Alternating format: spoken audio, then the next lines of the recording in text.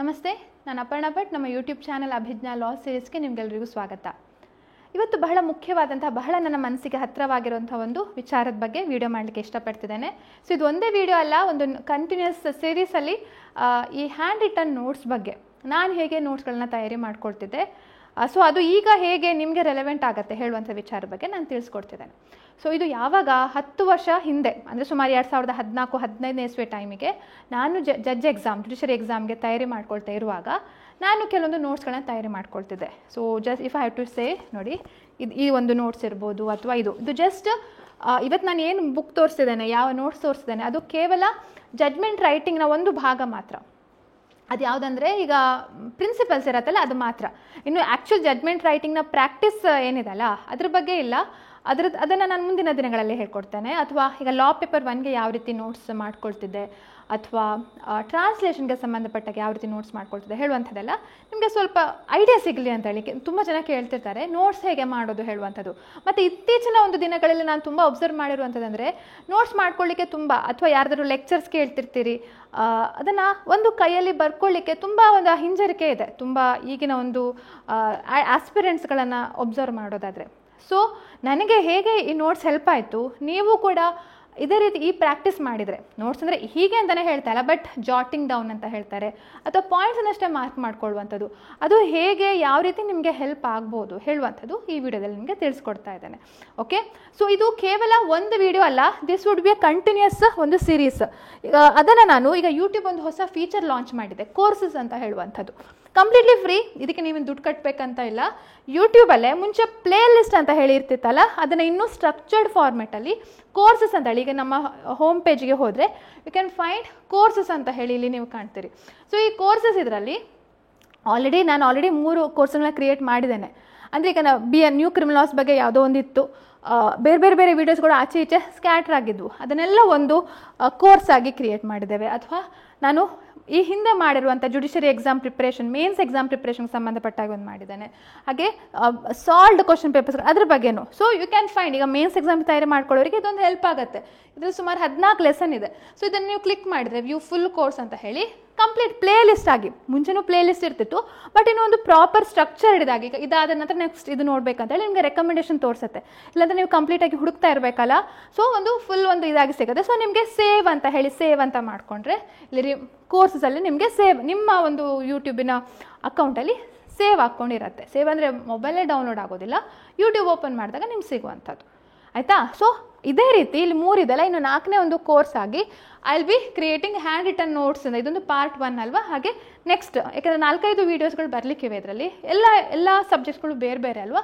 So ಯಾವ ರೀತಿ ನಾನು ನೋಟ್ಸ್ ಮಾಡ್ಕೊಳ್ತಿದ್ದೆ ಹೇಳುವಂಥದ್ದು ನಿಮಗೆ ಒಂದು ಚಿಕ್ಕದಾದ ಐಡಿಯಾ. ಯಾಕೆ ಈಗ ರೆಲೆವೆಂಟ್ ಅಂತಂದರೆ, ನಾನು ಆವಾಗ 10 ವರ್ಷದ ಹಿಂದೆ ಬರ್ಕೊಂಡಿದ್ದಂಥ ನೋಟ್ಸು ಈಗ what ever I am preparing study material, law paper 1 ಅಥವಾ ಜಡ್ಜ್ಮೆಂಟ್ ರೈಟಿಂಗ್, ಅದೆಲ್ಲ ಸ್ಟಡಿ ಮೆಟೀರಿಯಲ್ ನಾವು ಮಾಡ್ತಿದ್ದೇವೆ. ಆಲ್ಮೋಸ್ಟ್ ಇದು ಲೈಕ್ ಒಂದು 99% ಆಗಿದೆ, ಇನ್ನು 1% ಲೈಕ್ ಫೈನಲ್ ಇದರಲ್ಲಿರುವಂಥದ್ದು. ಸೊ ಅದಕ್ಕೆ ಲೈಕ್ ಮಹತ್ತರ ಪಾತ್ರವನ್ನು ಈ 10 ವರ್ಷದ ಹಿಂದಿನ ನೋಟ್ಸ್ ಅಂತ ಏನು, ನಾನು ಆವಾಗ ನಂಗೆ ಗೊತ್ತಿರಲಿಲ್ಲ ಯೂಟ್ಯೂಬ್ ಅಂತ ಇರುವಂಥದ್ದು ಗೊತ್ತಿರಲಿಲ್ಲ, ಯೂಟ್ಯೂಬಿಗೆ ನಾನು ಮುಂದೆ ವೀಡಿಯೋ ಮಾಡ್ತೇನೆ ಹೇಳುವಂಥದ್ದು ಗೊತ್ತಿರಲಿಲ್ಲ, ಅಥವಾ ಜುಡಿಷರಿ ಕೋಚಿಂಗಿಗೆ ನಾನು ಬರ್ತೇನೆ ಅಂತ ಹೇಳ್ಕೊಂಡು ಗೊತ್ತಿರಲಿಲ್ಲ.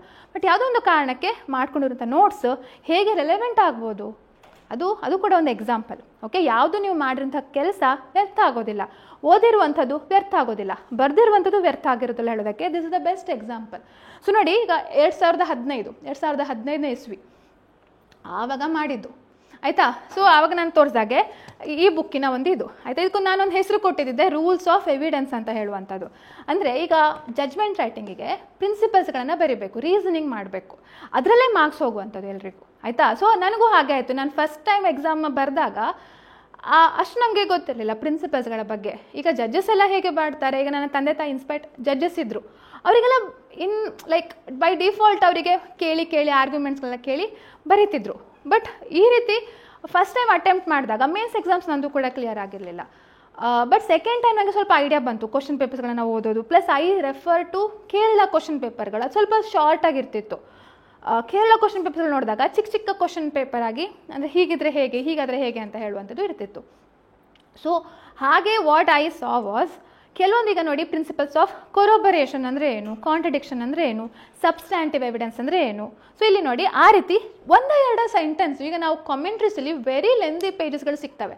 ಬಟ್ ನಾವು ಏನು ಮಾಡಬೇಕಂತಂದರೆ ಆ ರೀಸನಿಂಗ್ ಮಾಡುವಾಗ we have to use some of these ಸೆಂಟೆನ್ಸಸ್ಗಳು. ಆ ರೀತಿ ಮಾಡಿದರೆ ಇಟ್ ವುಡ್ ಬಿ ಒಂದು ಪ್ರಾಪರ್ ರೀಸನಿಂಗ್ ಸಿಗುತ್ತೆ. ಇದಕ್ಕೆ ನೀವು ಕೇಸ್ ಲಾಸೇ ಹಾಕಬೇಕಂತ ಇಲ್ಲ, ಕೇಸ್ ಲಾಸಿಂದನೇ ಡಿರೈವ್ ಆಗಿರುವಂಥದ್ದು. Like well settled principles of law ಅಂತ ಹೇಳಿ ಕರೆಯುವಂಥದ್ದು, ಆ ರೀತಿ ಕರೀತಾರೆ ಅಲ್ವಾ. ಸೊ ನೋಡಿ ಎಕ್ಸಾಂಪಲ್, ಈಗ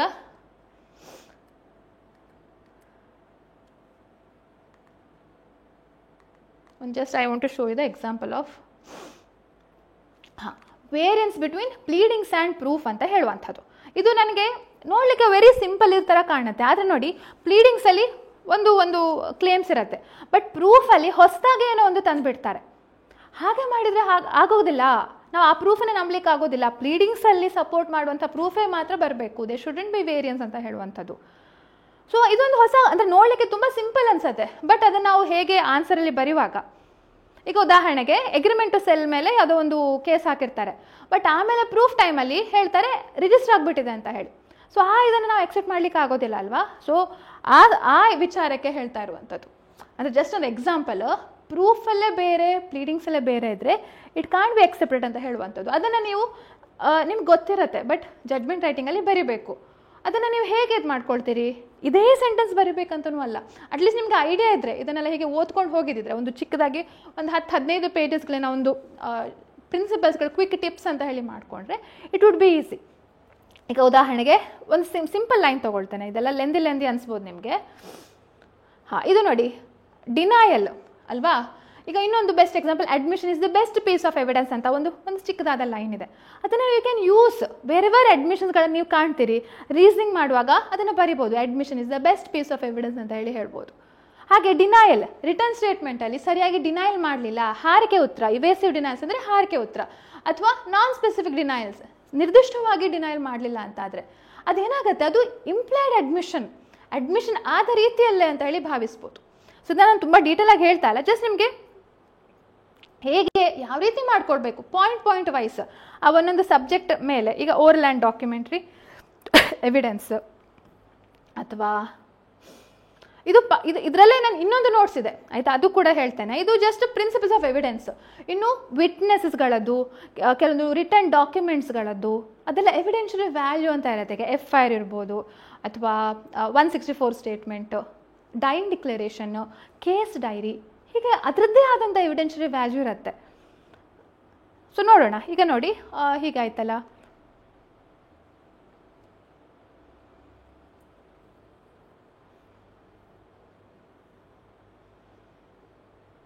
ಡೈರೆಕ್ಟ್ ಆ್ಯಂಡ್ ಹಿಯರ್ಸೆ ಎವಿಡೆನ್ಸ್ ಅದು ಹೇಗೆ ರೆಲೆವೆಂಟ್ ಆಗುತ್ತೆ ಅಂತ ಹೇಳಿ. ಈಗ ಕೆಲವೊಂದು ನಿಮ್ಮ ಅರ್ಥಕ್ಕೆ ಬರ್ಕೊಳ್ಬೋದು, ಕೆಲವೊಂದು ನೀವು which you can easily use in your judgement ರೈಟಿಂಗಲ್ಲಿ ಈಗ ನೋಡಿ primary evidence is the best evidence. So ಒಂದು ವೇಳೆ ನಿಮಗೆ ಪ್ರೈಮರಿ ಎವಿಡೆನ್ಸ್ನ ಒಂದು ಮಾಹಿತಿ ಇದೆ, ಇದು ಪ್ರೈಮರಿ ಎವಿಡೆನ್ಸ್ ಅಂತ ಗೊತ್ತಾಗಿದೆ, ಒರಿಜಿನಲ್ ಸೇಲ್ ಡೀಡನ್ನೇ ಹಾಜರು ಮಾಡಿದ್ದಾರೆ. ಸೊ ಆವಾಗ ನೀವು ಹೇಳ್ಬೋದು sale deed is a original document which they have produced, it's a primary evidence, so it's the best piece of evidence, this is proving so and so ಅಂತ ಹೇಳಿ ಹೇಳ್ಬೋದು ಅಲ್ವಾ. ಸೊ ಹಾಗೆ ಇದು ನಿಮಗೆ ಬುನಾದಿ ಸರಿ ಆದರೆ it would be easy for you while writing and while reasoning in judgment writing. ಅಂದರೆ ಯಾವ್ಯಾವ ಟಾಪಿಕ್ ಅಂತ ಹೇಳಿ ಇಲ್ಲಿ ನಾವು ಹೇಳ್ತಿದ್ದೇವೆ.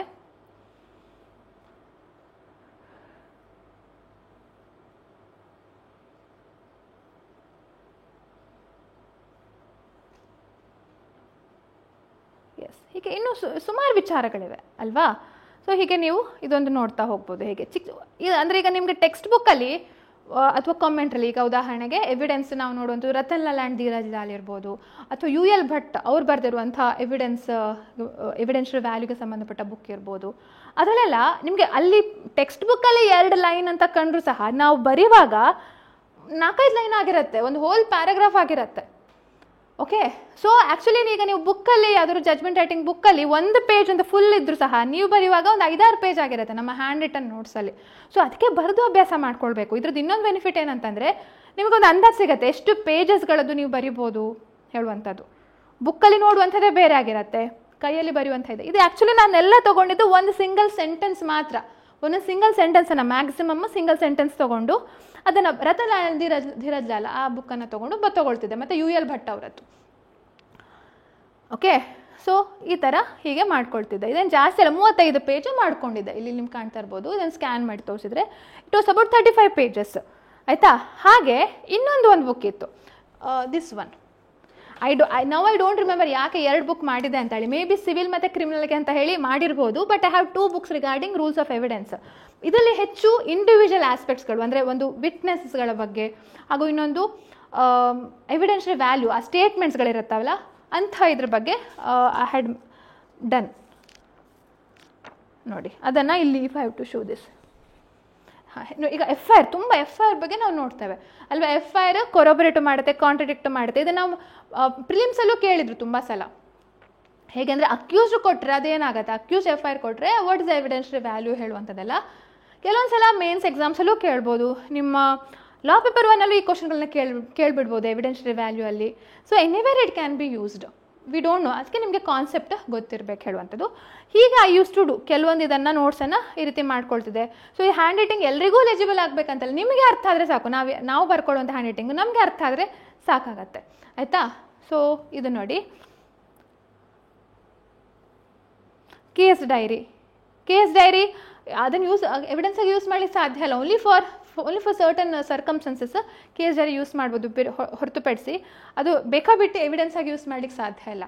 ಅಥವಾ ಇಲ್ಲಿ ನಾವು ನೋಡೋದಾದರೆ ದಿಸ್ ಮೋಸ್ಟ್ ನನಗೆ ಇಷ್ಟ ಆಗಿದ್ದಂಥ ಒಂದು ಇದು, I got this from Kangabam Birsingh versus Manipur driver union cooperative association ಹೇಳುವಂಥ ಅದರದ್ದು ಉಲ್ಲೇಖ.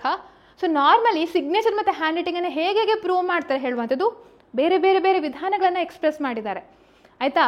ಒಂದು ಆ ವ್ಯಕ್ತಿನೇ ಕರೆಸುವಂಥದ್ದು by calling the person who signed it ಇರ್ಬೋದು, ಅಥವಾ ಯಾರ ಸಮ್ಮುಖದಲ್ಲಿ ಅಂದರೆ ಅಟೆಸ್ಟರ್ ಇರ್ತಾರೆ, ಅಟೆಸ್ಟಿಂಗ್ ವಿಟ್ನೆಸ್ ಅವರನ್ನು ಕರೆಸಿ ಪ್ರೂವ್ ಮಾಡ್ಬೋದು, ಅಥವಾ ಹ್ಯಾಂಡ್ ರೈಟಿಂಗ್ ಎಕ್ಸ್ಪರ್ಟ್ ಇರ್ಬೋದು, ಅಥವಾ ಯಾರ ಸಮ್ಮುಖದಲ್ಲಿ ಅಲ್ಲ ಯಾರಿಗೆ ಅವರ ಹ್ಯಾಂಡ್ ರೈಟಿಂಗ್ ಪರಿಚಯ ಇರುತ್ತೆ ಅವರದ್ದಿರ್ಬೋದು, ಅಥವಾ ಅಡ್ಮಿಷನ್ ಮಾಡ್ಕೊಳ್ಬೋದು, ಅಥವಾ ಕೋರ್ಟ್ ಕಂಪ್ಯಾರಿಸನ್ ಮಾಡ್ಬೋದು. ಸೊ ನೋಡಿ, ಹ್ಯಾಂಡ್ ರೈಟಿಂಗನ್ನು ಪ್ರೂವ್ ಮಾಡುವಂಥದ್ದು ಎಷ್ಟೋ ವಿಧಾನ ಇದೆ. ಸೊ ನಿಮ್ಮ ಕ್ವಶನ್ ಪೇಪರಲ್ಲಿ ಯಾವ ಮೆಥಡನ್ನು ಯೂಸ್ ಮಾಡಿದ್ದಾರೆ ಅಂತ ನೋಡಿ ಅದು ಕರೆಕ್ಟ್ ಇದೆಯಾ ಅಲ್ವಾ ಅಂತ ಹೇಳಿ ಎವ್ಯಾಲ್ಯೂಯೇಟ್ ಮಾಡಲಿಕ್ಕೆ ಒಂದು ಪ್ರಯರ್ ನಾಲೆಜ್ ಬೇಕಾಗಿರುವಂಥದ್ದು. ಸೊ ಇದು ನೋಡಿ, ಸುಮಾರು 50 ಪೇಜಸ್ ಅಷ್ಟು ನಾನು ಮಾಡಿದ್ದೆ ಈ ರೀತಿ ನೋಟ್ಸ್ಗಳು. ಇಲ್ಲಿ ಮೇನ್ ಆಗಿ ನಾವು ಕಾಣುವಂಥದ್ದು ಈಗ ಡಾಕ್ಯುಮೆಂಟ್ಸ್ ರಿಕ್ವೈರಿಂಗ್ ಅಟೆಸ್ಟೇಷನ್, ಯಾವುದ್ಯಾವುದು ಡಾಕ್ಯುಮೆಂಟ್ಸ್ಗೆ ಅಟೆಸ್ಟೇಷನ್ ಬೇಕು ಹೇಳುವಂಥದ್ದು ಇರ್ಬೋದು. ಅಥವಾ ಇನ್ನೂ ವೆರಿ ಇಂಟ್ರೆಸ್ಟಿಂಗ್ ಇದೆ ಯಾವುದಂತಂದರೆ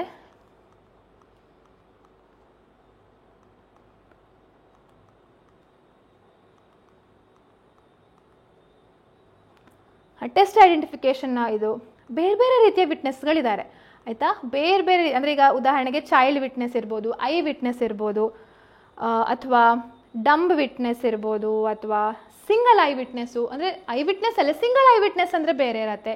ಇಂಟ್ರೆಸ್ಟೆಡ್ ವಿಟ್ನೆಸ್ ಅಂತ ಹೇಳಿ ಅದು ಬೇರೆ ಇರುತ್ತೆ, ಅಥವಾ ಪಾರ್ಟಿಸನ್ ವಿಟ್ನೆಸ್ ಅಂತ ಹೇಳ್ತಾರೆ. ಇಂಜೋರ್ಡ್ ವಿಟ್ನೆಸ್ಗಳಿರ್ತಾರೆ. ರಿಲೇಟಿವ್ಸ್, ಕ್ಲೋಸ್ ರಿಲೇಟಿವ್ಸ್ ಆಗಿದ್ದಿದ್ರೆ ಅದು ಹೇಗೆ ಅಂತ ಹೇಳಿದರೆ, ಅಂದರೆ ಅವ್ರು ಬಂದ ಎವಿಡೆನ್ಸ್ ನೀಡಿದರೆ ಅದರ ವ್ಯಾಲಿಡಿಟಿ ಏನು ಅಂತ ಹೇಳುವಂಥದ್ದು. ಜಸ್ಟ್ ಈಗ ತುಂಬ ಬರಬೇಕಂತಲ್ಲ, ಒಂದು ಪೇಜ್ ಅಥವಾ ಒಂದು 2 ಲೈನ್ ಅದು ನೀವು ಬರೆದಿಟ್ಕೊಂಡ್ರೆ ಲಾಸ್ಟ್ ಮಿನಿಟ್ಗೆ ಯು ಕ್ಯಾನ್ ಅಪ್ಲೈ ದಿಸ್. ಇದನ್ನು ಸೇಮ್ ಬರೀರಿ, ಹೀಗೆ ಬರೆದು ಅಂದರೆ ಈ ಪ್ರಿನ್ಸಿಪಲ್ಸ್ಗಳನ್ನ ತೊಗೊಂಡು ದ್ಯಾಟ್ ಮೇ ಬಿ ರಿಪೀಟೆಡ್ ಅಲ್ವಾ. ಒಂದು ಕ್ವಶನ್ ಪೇಪರಿಂದ ನೀವು ಸೇಮ್ ಬರೆದ್ರು, ನೆಕ್ಸ್ಟ್ ಕ್ವಶನ್ ಪೇಪರಲ್ಲಿ ಬರೆದ್ರು, ಆ ಪ್ರಿನ್ಸಿಪಲ್ ಸೇಮ್ ಆದರೂ ಸಹ ಏನಾಗತ್ತೆ, ಅದು ನಿಮಗೆ ಪ್ರಾಕ್ಟೀಸ್ ಆಗ್ತಾ ಹೋಗುತ್ತೆ ಅಲ್ವಾ. ಸೊ ಈ ರೀತಿ ನೀವು side by side principles of evidence, just judgment writing ಬರೀಲಿಕ್ಕೆ ಕೂತ್ಕೊಳ್ಬೇಡಿ, ಆ ಪ್ರಿನ್ಸಿಪಲ್ಸ್ಗಳನ್ನು ಇದು ಮಾಡ್ಕೊಳ್ಳಿ, ಗ್ರಾಸ್ಪ್ ಮಾಡ್ಕೊಳ್ಳಿ. ಚಾನ್ಸ್ ವಿಟ್ನೆಸ್ ಅಂತ ಹೇಳುವಂಥದ್ದಿದೆ. ಇದೆಲ್ಲ ನಮಗೆ ಎಲ್ಲೂ ನಾರ್ಮಲಿ ಸಿಗೋದಿಲ್ಲ ಅಲ್ವಾ, ಬೇರೆ ಆ್ಯಕ್ಟಲ್ಲೂ ಕೂಡ ಸಿಗೋದಿಲ್ಲ. All are well settled principles of law ಅಂತ ಹೇಳ್ಬೋದು. So as per settled principle of law ಅಥವಾ as per well settled principle of law ಅಂತ ಹೇಳಿ ಈ ರೀತಿ ಕರೀತಾರೆ. ಅದ್ರ ಪ್ರಕಾರ ಸ್ಟಾರ್ಟ್ ಮಾಡಿ eye witnesses are the eyes and ears of justice ಅಂತ ಹೇಳ್ತಾರೆ. ಅಥವಾ perfection is seldom found in this imperfect world. ಅಂದರೆ ಈಗ ಕ್ರಿಮಿನಲ್ ಕೇಸಸ್ಗಳಲ್ಲಿ ಹೆಚ್ಚಾಗಿ ಆಗುವಂಥದ್ದು. ಕೆಲವು ಸಲ ಎಷ್ಟೋ ಜನರಿಗೆ ವಿಟ್ನೆಸ್ಗಳಿಗೆ ಮರ್ತು ಹೋಗುತ್ತೆ, ಯಾವುದೋ ಸಂದರ್ಭದಲ್ಲಿ ಘಟನೆ ಆಗಿರುತ್ತೆ, ಅದನ್ನು ಪಿನ್ ಟು ಪಿನ್ ಡೀಟೇಲ್ಸ್ ಹೇಳಲಿಕ್ಕೆ ಆಗಿರೋದಿಲ್ಲ. ಟ್ರಯಲ್ಗೆ ಬಂದಾಗ ಸ್ವಲ್ಪ ವೇರಿಯೇಷನ್ಸ್ ಇರುತ್ತೆ, ಡಿಸ್ಕ್ರಿಪೆನ್ಸಸ್ ಇರುತ್ತೆ, ಮೈನರ್ ಡಿಸ್ಕ್ರಿಪೆನ್ಸಸ್ ಇರುತ್ತೆ. ಸೊ ಅದೇ ಫೇಟಲ್ ಟು ದ ಕೇಸ್ ಅಂತ ಅಂದ್ಕೊಳ್ಬಾರ್ದು ಅಂತ ಹೇಳ್ತಾರೆ. ಸೊ ಅದಕ್ಕೋಸ್ಕರ ಒಂದು ಸೆಂಟೆನ್ಸ್ ಇದೆ, perfection is seldom found in this imperfect world. ಅಂದರೆ ಈ ಇಂಪರ್ಫೆಕ್ಟ್ ವರ್ಲ್ಡ್ ಇಂಪರ್ಫೆಕ್ಟ್, ಅಪೂರ್ಣವಾಗಿರುವಂಥದ್ದು. ಅದರಲ್ಲಿ ನಾವು ಪರ್ಫೆಕ್ಷನ್ ಹುಡುಕ್ತಾ ಹೋದರೆ, ಆ ವಿಟ್ನೆಸ್ಗಳದ್ದು ಸಣ್ಣ ಸಣ್ಣ ವಿಚಾರಗಳನ್ನು ಹುಡ್ಕೊಳ್ತಾ ಹೋದರೆ ಸಾಧ್ಯ ಆಗೋದಿಲ್ಲ. ಅದಕ್ಕೋಸ್ಕರ ಮೈನರ್ ಡಿಸ್ಕ್ರಿಪೆನ್ಸೀಸ್, ಸ್ವಲ್ಪ ವೇರಿಯೇಷನ್ಸ್, ಕಾಂಟ್ರಡಿಕ್ಷನ್ಸ್ ಇದ್ರೂ ಕೂಡ ಅದನ್ನು ನಾವು ನೆಗ್ಲೆಕ್ಟ್ ಮಾಡ್ಬೋದು ಅಂತ ಹೇಳಿ ಆ ಪ್ರಿನ್ಸಿಪಲ್ ಕ್ರಿಮಿನಲ್ ಜೂರಿಸ್ಪ್ರುಡೆನ್ಸಲ್ಲಿ ಹೆಚ್ಚಾಗಿ ನಾವು ಕಾಣ್ತೇವೆ. ಓಕೆ, ಸೊ ಅದನ್ನೆಲ್ಲ ನೀವು ಬರೆದ್ರೆ you will get a good marks, ಒಳ್ಳೆ ಮಾರ್ಕ್ಸ್ ಸಿಗತ್ತೆ ನಿಮಗೆ. ರಸ್ಟಿಕ್ ವಿಟ್ನೆಸ್ ಅಂತ ಹೇಳ್ತಾರೆ. ಯಾವುದೋ ಪಾಪ ಅನಕ್ಷರಸ್ಥ ವ್ಯಕ್ತಿ, ಅವ್ರಿಗೆ ಏನೂ ಗೊತ್ತಿಲ್ಲ, ಈ ಹೊರಗಿನ ಜಗತ್ತಿನ ಬಗ್ಗೆ ಗೊತ್ತಿಲ್ಲ, ಬಟ್ ಅವ್ರು ಹೇಳುವಂಥದ್ದನ್ನು ಸ್ವೀಕಾರ ಮಾಡಲಿಕ್ಕಿಲ್ವಾ ಕೋರ್ಟು? ಮಾಡತ್ತೆ ಅಲ್ವಾ? So only because of they are rustic witnesses ಅಥವಾ ಎಜುಕೇಟೆಡ್ ವಿಟ್ನೆಸ್ ಅಲ್ಲ ಅಂತ ಹೇಳಿದ ಕೂಡಲೇ ಅದು ಅವರ ಇದು ಕ್ರೆಡಿಬಿಲಿಟಿ ಏನು ಕಮ್ಮಿ ಆಗೋದಿಲ್ಲ. ಅಥವಾ ಚೈಲ್ಡ್ ವಿಟ್ನೆಸ್ಸು, ಅದಕ್ಕೆ ಅರ್ಥ ಮಾಡ್ಕೊಳ್ಳುವಂಥ ಒಂದು ಇದಿದ್ರೆ, ಏನು ಪ್ರಶ್ನೆ ಕೇಳ್ತಾರೆ ಅದಕ್ಕೆ ಏನು ಉತ್ತರ ಹೇಳುವಂಥ ವಿವೇಕ ಇದ್ದರೆ ಚೈಲ್ಡ್ ವಿಟ್ನೆಸ್ಸದು ಕೂಡ ವಿಟ್ನೆಸ್ಸನ್ನು ಸ್ವೀಕಾರ ಮಾಡ್ಬೋದು ಅಂತ ಹೇಳುವಂಥದ್ದು ಇಲ್ಲಿ. ಆಯಿತಾ? Official witness. ಸೊ ಹೀಗೆ ಹಲವಾರು ಇದನ್ನು ನಾವು ಕಾಣ್ತೇವೆ.